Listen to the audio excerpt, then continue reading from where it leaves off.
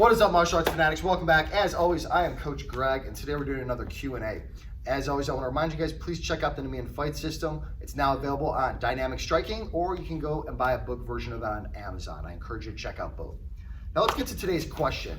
The question is, would a guy like Lyoto Machida be successful in this era of the UFC? And I think absolutely yes. First of all, you do see signs of guys who do have a cross-training background that is serving them really well. I don't think the era of the karate fighter coming in is done. You know, there was certainly that beautiful point at like 2000 where you had guys like GSP, you had Wonder Boy, you had, of course, Lyoto Machida. And so there were these guys who were like specialists coming in, these specialist karate fighters who were being very successful. And then, of course, even before that, guys like Bas Rutten, right? Bas Rutten, of course, he has the Dutch kickboxing, but he had that karate background before that. And that gave him a huge advantage. Now, in this modern era of martial arts, I think it still exists.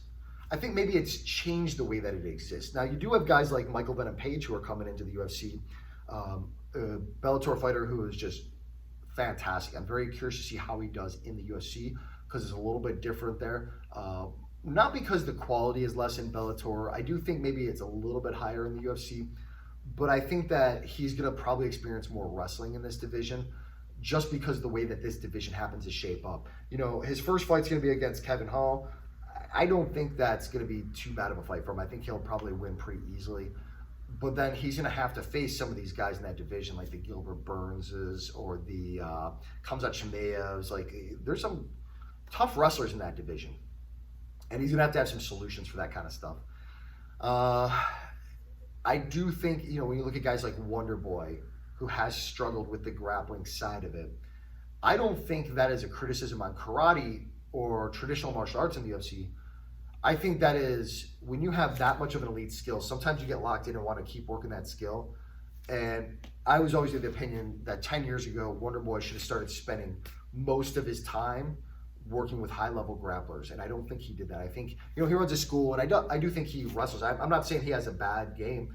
He's got great stand-up. He's got, you know, the ability to get back to his feet very well, but he doesn't have tremendous takedown defense, and he doesn't have real threats from the bottom.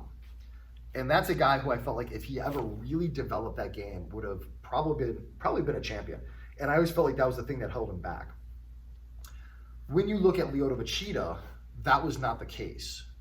Lyoto Machida, because of his sumo and his jiu-jitsu, was very threatening in takedowns. In fact, one of the things that he did a lot is, as he would blitz in here, right, he would clinch up with guys, tie them up, and start doing trips and stuff like that.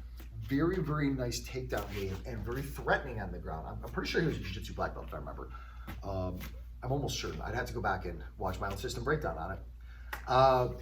Very threatening on the ground, though. So this is a guy who, because he cross-trained the right way, was very devastating. George St. Pierre, of course, his wrestling, for a guy who didn't grow up wrestling from kindergarten to college, he wrestled like he did because he put in the time to learn that skill and become amazing as a shoot boxer. His takedowns and his takedown defense were some of the best in the UFC. But because he put in the hours, he was this great karate fighter who put in the hours into the boxing, into the, of course, the grappling side of it. And I think that's kind of the defining difference. But even in this current era of MMA, you've never had a ton of guys with that kind of specialization coming in. But I think the day is coming when you're going to have more of that. And I think that it's starting to show itself where guys are cross-training in it more rather than coming in with a specialization in it.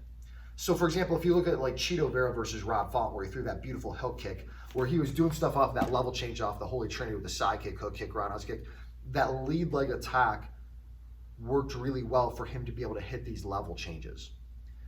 That is how it shows its head in modern UFC, in my opinion. Yair Rodriguez, another guy with a tremendous Taekwondo background, who, of course, has come in with this amazing boxing and also great, very threatening bottom game skills, right? His guard, he threats some serious triangles and stuff like that.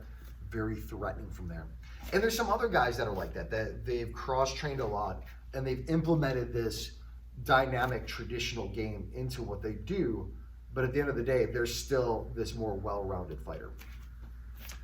I think that the day of the traditional martial artist showing back up in the UFC is coming.